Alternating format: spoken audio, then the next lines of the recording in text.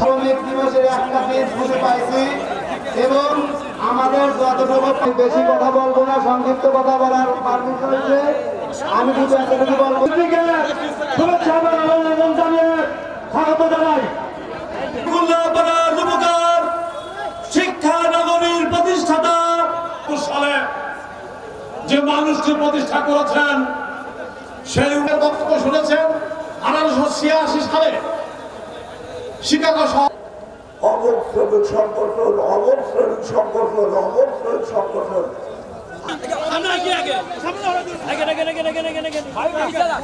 দাঁড়িয়ে আছেন, আমি অনুরোধ করছি আপনারা মিছিলে অংশগ্রহণ করেন। যে সকল ভাইয়েরা